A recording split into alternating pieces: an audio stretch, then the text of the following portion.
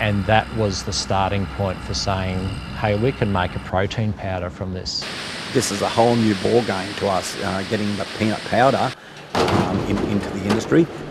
And if we want to increase our price of our product, we've got to have new ideas coming into what they can do with the peanuts.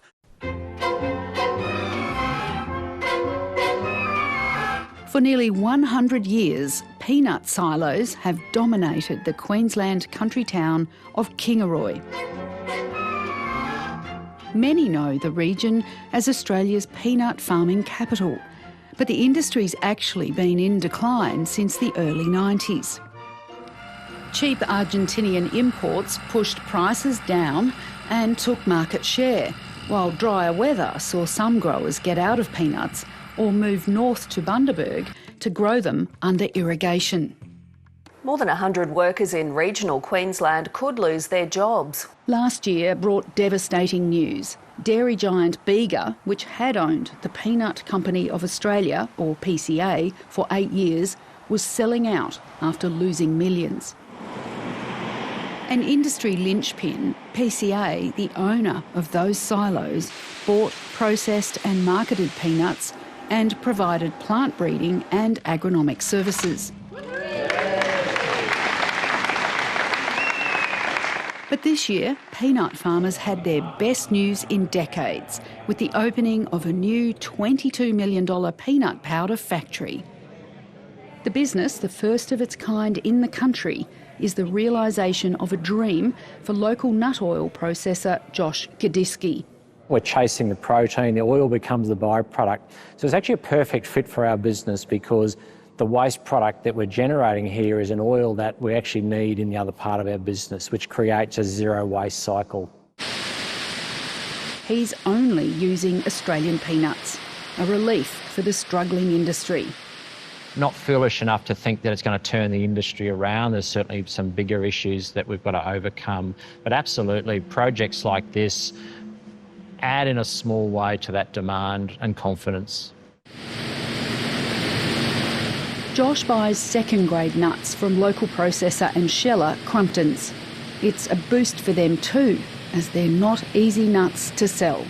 So it may not be the prettiest looking peanut. It's probably in the middle of the crop, so sometimes they have some little defects, which is perfect for protein. The nutrition is still contained and it's a natural nutrition. It allows a cost-effective supply input.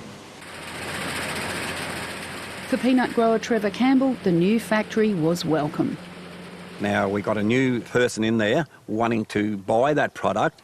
So if the demand comes good, it should push that, the price of that product up somewhat. So for each and every farmer, I think it can only be good because our peanut prices may increase.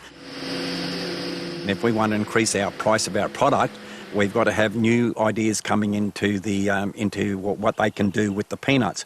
This is a whole new ball game to us, getting the peanut powder into the industry. The protein-loving customers Josh is aiming for, from gym goers to the diet-conscious to the over-60s, are a bit of a mystery to Trevor. I'm sort of not into that. You speak to people, they seem to be saying that it's a trend of the world now, with these proteins, putting the right proteins into your body, and it can only be a good thing for the people that are on it, and hopefully a good thing for us as growers. Josh's cold-pressed oil extraction and bottling business started in Kingaroy's old butter factory in 1986. An employee for a decade, he bought it in 2010. But 7 years ago, he wondered if new business was out there, maybe even staring right at him. And looking at where are some of the gaps in the market. And I guess I found a grade of nut that wasn't being utilised well. And that was the starting point for saying, hey, we can make a protein powder from this. Doesn't sound too hard. Squeeze the fat out of the peanuts and turn the leftover meal, a low-value animal feed, into valuable powder. Turns out the defatting process is difficult and required a very expensive, very heavy, complex imported bit of high-tech equipment to do it. So is that machine your secret weapon? It is. We've seen other manufacturers try to produce a powder. But unless you can remove the oil or the fat from the nut without adding some other fibre, it's very difficult to get this fine texture and the high protein amount. So yes, it's a bit of our secret recipe to producing a superfine nut powder. The press works at 500 bar of pressure. Is 500 bar a lot? It's a massive amount. So the pressure in your car tyre is about 2.4 bar, where we're talking 500. This press is what helped Josh get state and federal government grants designed to encourage innovation and create skilled jobs. We had a supportive bank that did see the vision. We also had some support from state and federal grants. Without those, it wouldn't have happened. Local member Deb Frecklington says the state government's Regional Economic Futures Fund contributed $2 million. And this takes a local family, a local business to put their hands in their pocket, invest heavily on a massive, some would say a massive risk, and thankfully it's really paid off here. Ms Frecklington says the new factory has buoyed locals, saddened by the decline of the peanut industry. Kingaroy has always prided itself on being the peanut capital of Australia. Now we know through market forces and companies deciding to exit, that has a terrible impact on the region, on the producers and of course the industry itself. To have a value-add manufacturing factory right here, that gives confidence back to those growers that there is an end use for their product. Opening the factory amid a global protein craze makes Josh look like a genius. But he says when he came up with the plan, protein wasn't trending like it is now. He's confident it's not a fad. In the protein food ingredient market, he has serious established competition. Whey from cow's milk, soy and pea protein. But he says his powder has a lot going for it, as it's gluten and dairy-free, plant-based and, importantly, tastes nice. Where some of those other traditional proteins can leave like a lingering bad taste in the back of your throat or even on your tongue, and that's difficult for food manufacturers to try and overcome or sometimes try and mask those off flavours. What about that fine talc feel? Is that something that the food manufacturers want? Absolutely. So the fineness of this is a real secret to the product because it allows things like beverages and sports nutrition drinks. So if we're doing a shake protein or a protein shake, this gives it full dissolvability. The nuts are roasted so they taste like peanut butter. This powder is 55% protein. And while imported peanut powders are sold in supermarkets here, Josh won't be competing against them.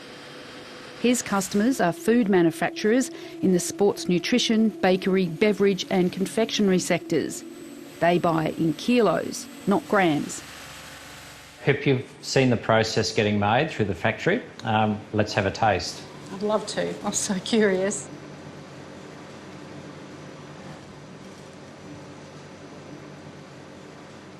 Wow. That is intensely peanutty. It's just peanut butter flavour explodes in your mouth. And you can really taste it roast. Since the opening, Josh has been slammed with orders and inquiries. As well as import replacement here, he plans to export, India especially. Where there's a high vegetarian population and they're quite protein deficient. So a plant-based protein is an ideal decision in some of those markets. You've got 1.5 billion people in India and a large young population coming through. And that exposure now to things like social media and those trends, they're quite quickly picking up on it. When Bega announced it was selling up, the whole industry was worried. When local peanut farmers and shellers, the Crumpton family, bought Bega's Kingaroy and Tolga plants, the industry was relieved. Josh especially, as his factory was nearly finished. We took a big gulp. We were certainly a little bit blindsided. Companies like Bega were both a customer and a supplier to our business prior to even the nut powder. So we did a little bit of navel gazing to think, what is the future? But I think now that's worked through, we're seeing quite a positive outlook ahead. Crumpton's general manager, Daniel Cook, says having a customer for the hard-to-sell seconds will benefit all sectors. We have multiple tiers of peanuts. So there's the real high-end tiers, the snack food, the edible consumption. That the next tier down, the manufacturing grade product, which traditionally is the peanut butter product, or what peanut butter is made from. It gives us options. It gives sort of like it lifts the floor of the peanut value.